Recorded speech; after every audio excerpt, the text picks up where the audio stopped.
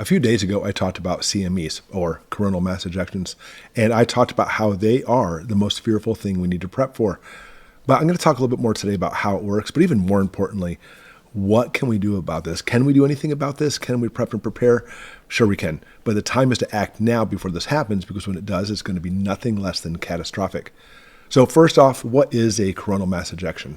A coronal mass ejection, simply put, we monitor the sun constantly for this reason, because scientists, governments, etc. know these are going to be catastrophic. Elites know this too, by the way. These bright spots where the light is emitted is called a solar flare. In reality, that light is because of a solar eruption of energy. Lots of energy, and I mean lots and lots of energy. Enough energy from one of these eruptions could literally power the United States for 1 million years. You see, the emission from the flare, some of these have more energy than others. Some are really quick in a matter of minutes, and some erupt over hours.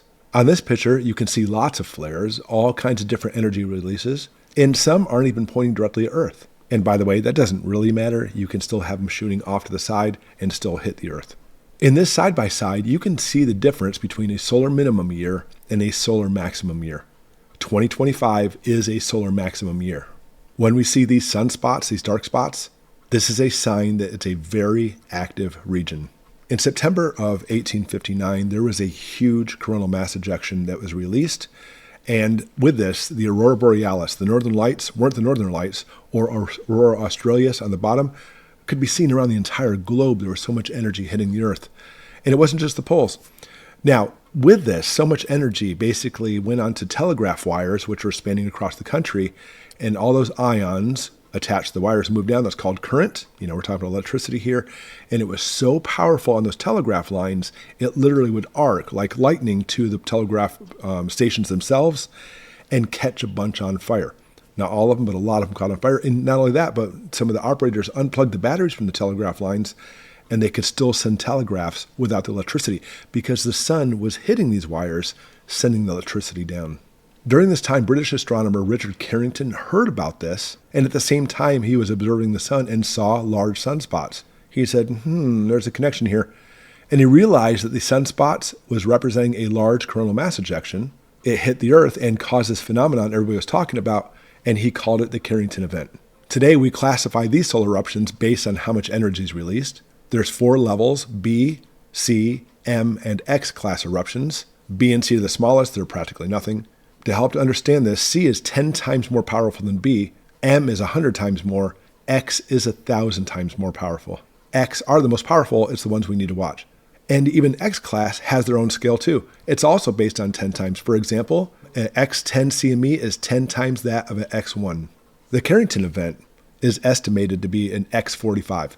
We're pretty sure it was anywhere from an X43 to X47. Just think of the amount of power on that, and literally went right to the Earth and sent that current down those transmission lines, causing the buildings on fire. But listen, that's all the power lines there were practically at that time were telegraph wires, just very small locations like along railroads, for example. How many lines are there today? Picture this. How many power lines go across your country? They are everywhere. If that Carrington event happened today, it would be nothing short of chaos. In other words, if this happened today, simply put, the grid is going down. And make no mistake, I'm not saying the grid going down is going to cause problems where, I can't watch TV now.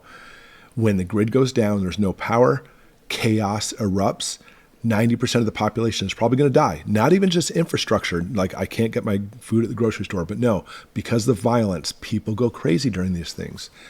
But understand that our Earth has this layer called the magnetosphere that helps protect it. So when those CMEs hit the Earth, it disperses that energy so it doesn't hit us directly.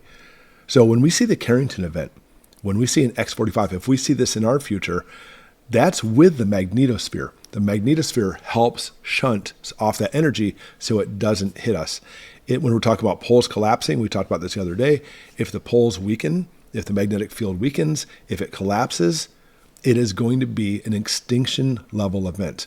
Even with the magnetosphere, it's going to be an extinction level event too, but because of people killing each other. But without that magnetosphere, crispy humans everywhere. So I've talked about this before. I recommend watching the channel Suspicious Observer. It is a fantastic channel. High kudos to them. I talked about him previously, and he said when this happens, this is his words, your time to prepare is over. And that's very curious words, considering he's not a prepping channel.